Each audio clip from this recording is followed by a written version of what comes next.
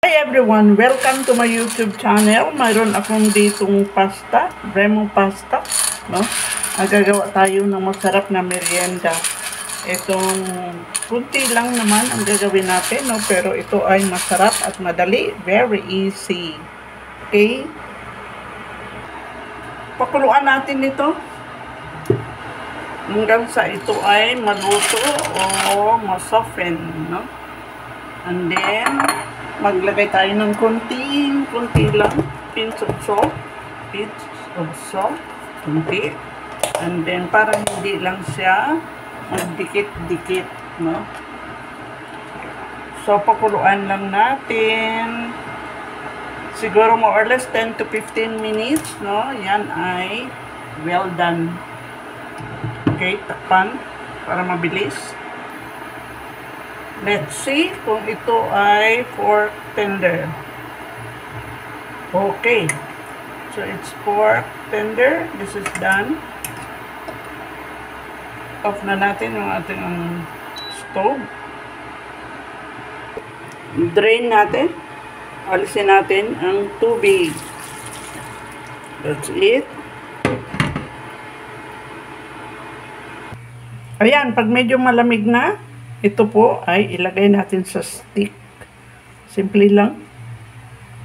So, madali lang ito kasi medyo malambot na siya.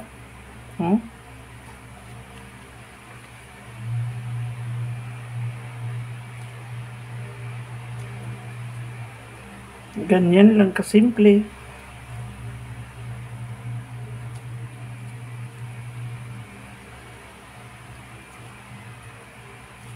Tag lima-lima lang. So, nakastick na siya.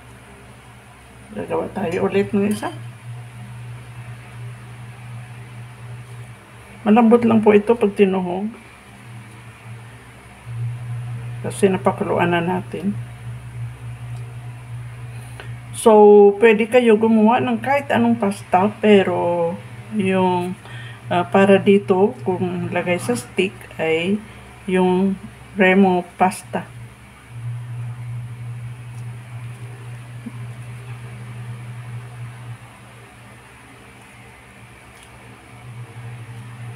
Ayan, cute.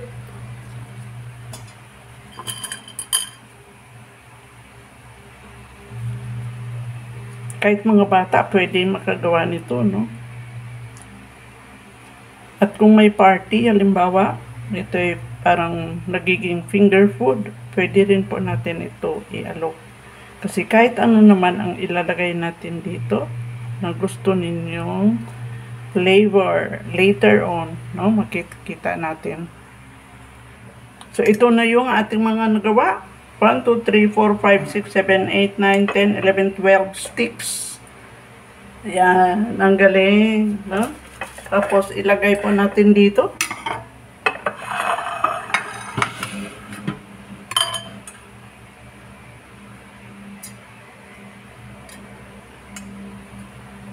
Four or 5.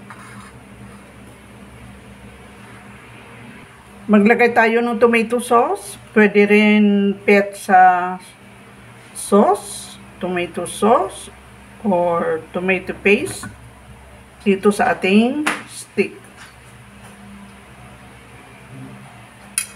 Yan. So, lahat yan lalagyan natin.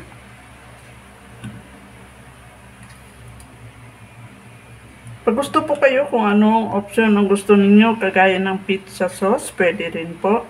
Pwede rin tomato sauce, pwede rin kung anong gusto nyong sauce, no? Pizza sauce, tomato sauce, or tomato paste. Parang gumagawa tayong pizza. Yan. And then, pwede po kayong maglagay ng halimbawa, no? Ay, dito natin ilagay sa ating plate. Ready for baking or for toasting. Or pwede rin ito ilagay sa frying pan, no?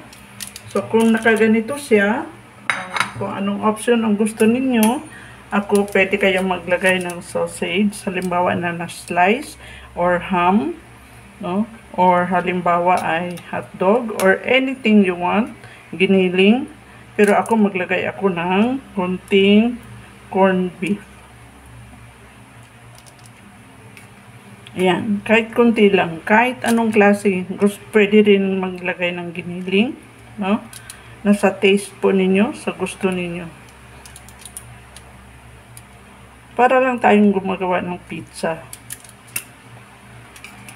So, ang ilagay ko lang, ito po ay simple lang, Argentina corned beef lang nilagay ko. Pwede rin sardinas, pwede rin siguro sweet tam, and any flavor you want, no? And then, maglagay po ako ng cheese on top. Grated cheese. Kahit anong klaseng cheese ay pwede natin ilagay. Yan.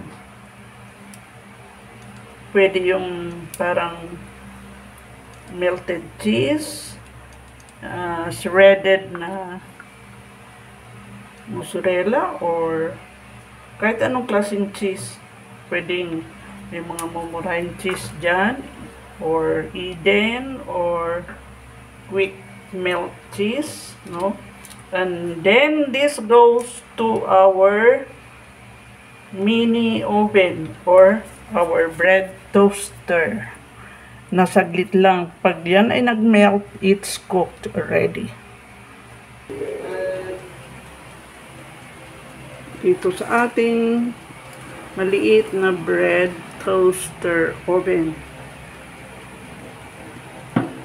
Saglit lang po yan. At maluluto na. Ayan, bisitahin natin yung ating nilagay dito. Saglit lang. Wow! Ang galing-galing. So, this is done. Plating tayo. Off na natin ang ating oven. Wow! Ito na po yung ating finished product. Ang sarap-sarap na pizza. Tikman natin. Kasi very elastic na ating cheese. Yan. Yummy. Merienda na tayo. Dito sa ating ginawang very yummy pizza.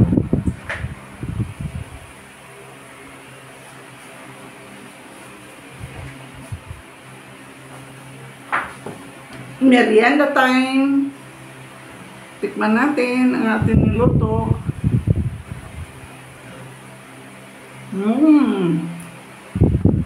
See? Elastic na cheese. Ang sarap-sarap.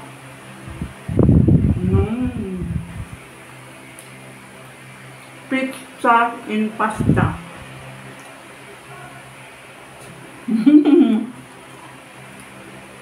Sarap po.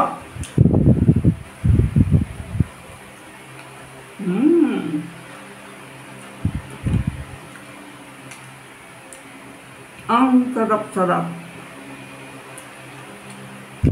See this?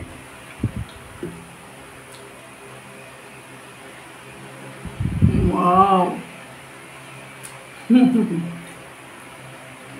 Try nyo. Sarap. Para kang kumain ng pizza pie at para kang kumain ng pasta salad.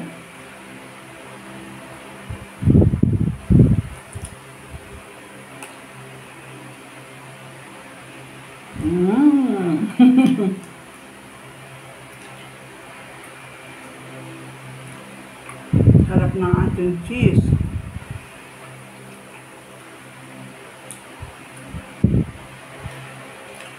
Enjoy lang ako. Merienda time.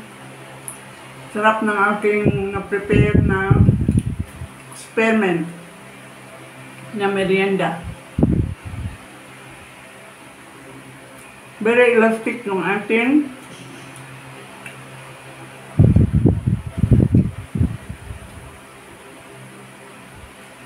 cheese.